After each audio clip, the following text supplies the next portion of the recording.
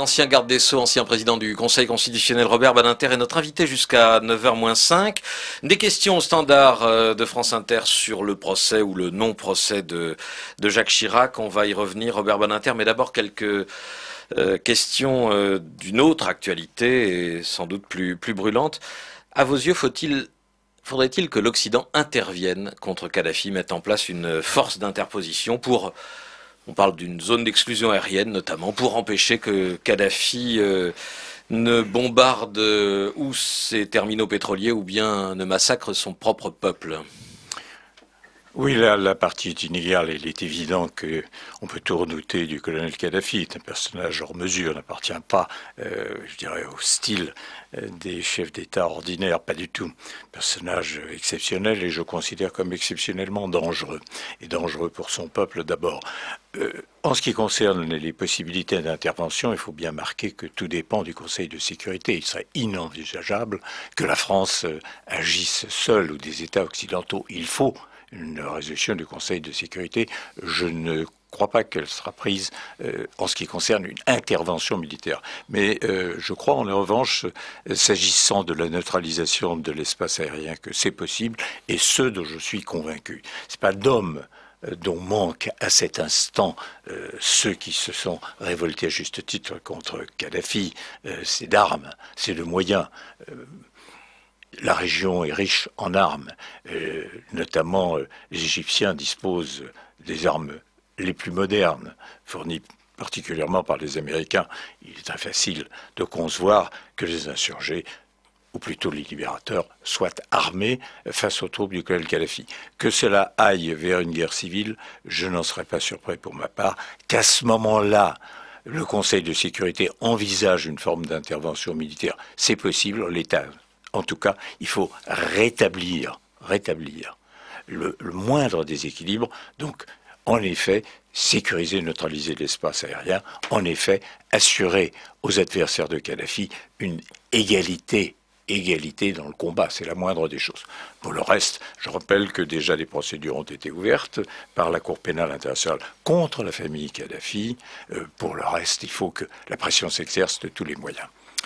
Bernard Guetta. Robert Badinter, justement, est-ce que l'ouverture de ces investigations, enquêtes par la Cour pénale internationale contre le colonel Kadhafi, son entourage, ses fils en particulier, ne bloque pas la recherche d'une issue? Non. Parce que... Non, je ne pense pas du tout. C'est ce qu'on dit toujours pour paralyser l'action de la justice internationale, pas du tout. Vous savez, Kadhafi, il est dans ce qu'on appellerait son trip. Quand on le voit vous expliquer qu'il est le chevalier blanc de l'Occident d'ailleurs, et que c'est grâce à lui qu'on peut contenir Al-Qaïda, on se dit qu'on est en dehors de la raison. Non, que la communauté internationale d'ores et déjà annonce que les fils, la famille Kadhafi et Kadhafi lui-même, le cas échéant, seront poursuivis, cela est bien. Chacun sait que ça ne suffit pas et que l'action immédiate doit suivre. Mais il n'a plus de porte de sortie aujourd'hui, le colonel Kadhafi. Il sait que s'il lâche le pouvoir, il se retrouve à La Haye. Donc il ne le lâchera pas. Soyons sérieux.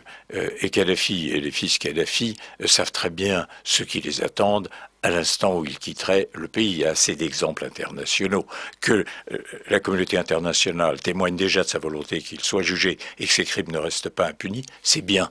Que le colonel Kadhafi, depuis l'origine, sait qu'il est le dos au mur, c'est une certitude. En tirer les conséquences, c'est rétablir, je dirais, il vaudra mieux privilégier l'égalité des forces entre les insurgés et Kadhafi. C'est ça, aujourd'hui, la première urgence. Conseil de sécurité, je ne crois pas à pour l'instant, une résolution d'intervention, malheureusement. Robert Badinter, ces révolutions arabes suscitent de ce côté-ci de la Méditerranée des peurs. Je ne vais pas vous citer à nouveau ce sondage abondamment commenté qui place Marine Le Pen en tête d'un premier tour virtuel à la prochaine présidentielle. Mais comment, selon vous, répond-on à ces peurs? À ce propos, puisque je suis ici, je vais vous donner mon sentiment. Et vous le donner vous êtes là pour clairement, ça. Mais clairement. Que Mme Le Pen figure en tête d'un sondage, s'il y avait d'autres participants, ce sondage, ce ne sera peut-être pas le cas. Ce qui est certain, c'est qu'il faut bien mesurer que depuis trop longtemps, et en particulier dans les dernières années, la politique française est particulièrement celle conduite, je le dis, depuis les quelques dernières années, aboutit à ceci. À la faveur du rappel constant, délinquance, insécurité, immigration et, pourquoi ne pas le dire, musulmans, on arrive. Je rappelle qu'il y a en France à peu près 6 millions de musulmans, dont la plupart sont des citoyens français. On arrive à isoler, à stigmatiser ou à ce qu'ils se ressentent comme tels des millions de Français. Et moi, ça me révolte. J'essaye un instant de me mettre à leur place. Le principe de la République, c'est l'égalité de tous. Le peuple français, je me souviens encore de ce considérant du Conseil constitutionnel dans d'autres cas, disant composé de citoyens français sans aucune distinction de race, de sexe, de religion, sans aucune distinction. À quoi tous ces colloques sur l'identité aboutissent? À quoi ce qu'on nous prépare sur on camoufle ça, islam et laïcité? Sinon, à chaque fois, à donner le sentiment à ces femmes et ces hommes qu'ils sont mis à part. Une espèce de ghettoisation morale. C'est insupportable. Et il est temps d'en finir avec cela. Alors que Madame Le Pen en tire les profits, c'est évident. Le national-populisme triomphe à travers toute l'Europe. Il suffit d'aller à Bruxelles, au Parlement européen, pour le mesurer. Mais que, ici même, on s'obstine. On veuille toujours dire « Ah, mais il y a ci, mais il y a ce détail, mais... » Non. Pensons à ces millions qui sont nos compatriotes, qui sont musulmans, qui ont le droit de vivre comme les autres et qui n'aspirent qu'à cela. Eh bien oui, il y a une délinquance dont une partie... Et alors ?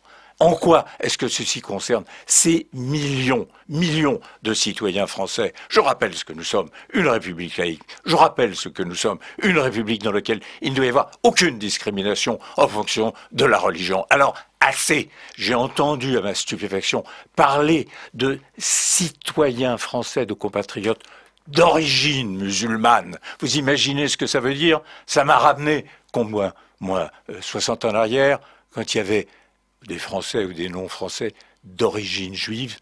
Qu'est-ce que c'est que ça dans la République? Assez avec ça. Il faut finir avec cette agitation. Et je dirais, le sondage, il a une double valeur. Il est un avertissement terrible pour la droite, je pense, au colloque que certains veulent organiser.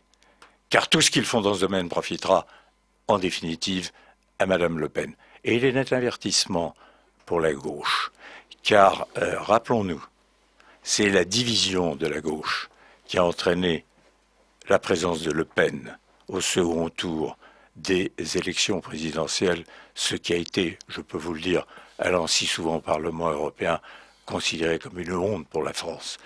Ici, l'avertissement, il faut s'en souvenir, à la gauche, de mesurer que la division, la rivalité, je ne parle pas seulement des socialistes, l'éclatement des candidatures, c'est autant d'avantages pour Madame Le Pen. Et on en connaît les fruits amers. Robert Badinter, invité de France Inter ce matin au Standard. Charles qui nous appelle des Alpes-Maritimes. Bonjour Charles. Oui, bonjour France Inter. Et merci de me donner la parole. Nous vous écoutons. Alors je voudrais d'abord faire une remarque. J'ai appris ce matin avec effarement combien coûtait aux contribuables français un ancien président de la République. Et je me demande comment les citoyens de ce pays peuvent accepter un tel scandale au moment où on leur demande et où on leur impose tant de sacrifices. Bon, cette remarque étant faite, je voudrais poser deux questions à M. Badinter, toutes simples. La première, quand va-t-on supprimer l'immunité présidentielle, qui est une véritable aberration sur le plan politique et moral? Et deuxième question, qui découle de la première, est-on dans ce pays véritablement en République ou est-on sous un régime monarchique? Voilà mes deux questions. Merci de me répondre. Merci Charles. Robert Badinter vous répond. Oui, sur le premier point, s'agissant de l'immunité judiciaire pendant ses fonctions du président de la République, est traditionnel, et je vous dirais que je suis favorable à cela pour la durée du mandat. Dans l'exercice de ses fonctions, le président de la République incarne la France à l'étranger, et je ne crois pas qu'il soit bon, dans l'intérêt du pays, je laisse de côté les problèmes spécifiques des présidents, qu'il soit à la fois représentant la France et ayant à rendre compte devant des magistrats correctionnels ou autres. Ce qui va arriver, mais en revanche, il est juste qu'une fois le mandat fini, il soit injusticiable comme les autres, ce qui est en train d'arriver. Alors c'est vrai que M. Chirac a été longtemps président de la République, ça a été la volonté des Français. La situation que vous venez de décrire, Robert Badinter, va arriver dans un pays voisin cette semaine. Alors il est vrai que ce n'est pas exactement à proprement parler un chef d'État, je parle du président du Conseil italien, Silvio Berlusconi, qui devra... à la fin de la semaine, rendre des comptes au juge de Milan sur ces affaires dont tout le monde a entendu parler. Imagine-t-on ce qui se passerait en France avec un président de la République qui se serait comporté comme Silvio Berlusconi en Italie? Il faut remettre chacun à sa place. Le président italien aussi bénéficie de l'immunité, pas le président du Conseil, président de la République. Il faut donc par conséquent évoquer, et je me garderai de le faire, hypothèse absolument déraisonnable, le cas du Premier ministre dans cette situation où il comparaîtrait. Non, oubliez ça. Là. Oublions complètement ça. Je l'oublie, je le dis simplement, pour des raisons qui ne sont pas d'ordre historique ou de respect monarchique, mais dans l'intérêt national, je considère que pendant son mandat, le laisser tranquille. Ensuite, le juger comme tout citoyen. Alors je réponds, non, nous ne sommes pas une monarchie, nous sommes une république, mais là c'est une particularité, j'appelle ça une monocratie. Le président de la République est élu démocratiquement. À partir de là, dans la Ve République, telle qu'elle est pratiquée, il assume ou souhaiterait assumer, sinon tous les pouvoirs, en tout cas en concentrer le maximum, à commencer par l'exercice qu'on connaît, pourtant de postes du pouvoir de nomination. Toute dernière question, je la donne dans ma voix parce qu'on n'a plus beaucoup de temps. Frédéric Depeau qui vous demande: que penseriez-vous, Robert Badinter, d'un garde des Sceaux qui ne serait pas nommé par le gouvernement, qui aurait un mandat qui déborderait du mandat présidentiel pour donner une meilleure indépendance à la justice, une sorte d'Attorney à la mode anglo-saxonne? Ne prenons pas ces comparaisons entrer dans le détail, je dirais simplement je suis radicalement contre, ça n'a pas de sens. Bon. Ce qui a un sens, c'est l'indépendance de la justice. Ce n'est pas sortir le garde des Sceaux pour le mettre ailleurs, on ne sait pas où, à la tête de la justice. La vérité, c'est que c'est un membre du gouvernement, qui a une politique du judiciaire du gouvernement, mais que la magistrature en France doit être indépendante. Et à cet égard, je marque qu'il y a une réforme nécessaire, indispensable, immédiate, réclamée de toutes parts, et trop longtemps différé, qui est les garanties qu'on doit donner aux magistrats du parquet, que, s'agissant de leur nomination et de leur promotion, ils ne dépendent pas de la volonté du président de la République. À cet égard, c'est une exigence première, et c'est, je pense, ce que nous devons sans cesse rappeler au moment des présidentielles. Toute dernière chose, la mise à bas de la législation antiraciste. Elle a été réclamée il y a quelques jours par un journaliste, un chroniqueur, Éric Zemmour. Il a été acclamé pour cela par une série de parlementaires UMP assez nombreux. Qu'en pensez-vous, Robert Badinter? Je crains de n'avoir pas prêté ces propos toute l'attention nécessaire, mais je vous répondrai hors de question. Il ne faut pas confondre deux choses. Les lois mémorielles, ça n'est pas dans la Constitution de la compétence du Parlement. Le Parlement français n'a pas à se prononcer sur l'histoire. Il a une compétence qui est une compétence d'attribution. Rien ne lui permet de dire qu'il y a eu ou qu'il n'y a pas eu un génocide ou-ci et là. Ça ne le concerne pas. C'est la question des lois mémoriales. En ce qui concerne, alors, la lutte contre le racisme, c'est le premier devoir. C'est le premier devoir du Parlement de prendre de telles mesures. Le racisme existe, il doit être combattu. C'est le devoir du Parlement et du gouvernement de prendre les mesures nécessaires à cet égard.